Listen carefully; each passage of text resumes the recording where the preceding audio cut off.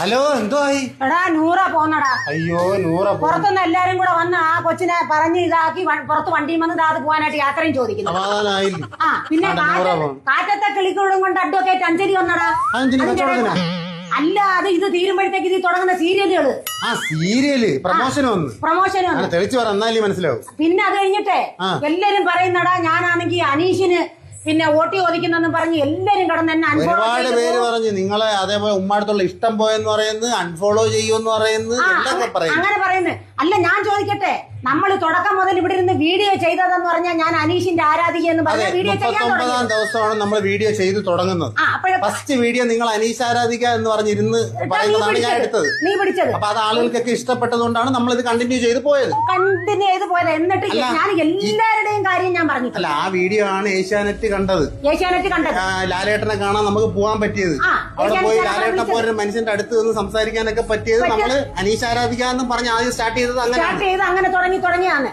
എന്നിട്ട് എല്ലാരെ കുറിച്ചും നല്ലത് പറഞ്ഞിട്ടുണ്ട്. ഇപ്പൊ അനുമോളെ ആയാലും അക്ബറിനെ ആയാലും ഷാനവാസിനായാലും എല്ലാരെയും കുറിച്ച് അത്രയും മോശമായിട്ട് നിന്നപ്പോഴത്തേക്ക് അവിടെ ചെന്ന് ഞാൻ പറഞ്ഞു അതുവരെ പറഞ്ഞു.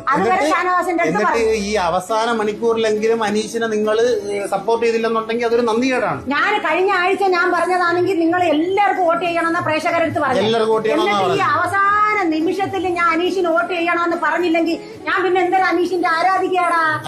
അല്ലേ തന്നെ അതൊരു നന്ദികേടാണല്ലോ. നമ്മുടെ വീഡിയോ ആദ്യം മുതൽ അവസാനം വരെ കാണുന്ന എല്ലാവർക്കും അറിയാം നിങ്ങൾ അനീഷ് ആരാധിക എന്ന് പറഞ്ഞാൽ നമ്മൾ തുടങ്ങി. എനിക്കിപ്പോ പ്രശ്നമില്ല, ആര് ജയിച്ചാലും കുഴപ്പമില്ല, ആര് തോറ്റാലും കുഴപ്പമില്ല. പണ്ട് നമ്മൾ ആരറിയുമായിരുന്നു? ആരും അറിയത്തില്ല. ഇപ്പൊ അൺഫോളോ ചെയ്യുമെന്നും പറഞ്ഞിട്ട് നമ്മളെ പേടിപ്പിക്കണ്ട.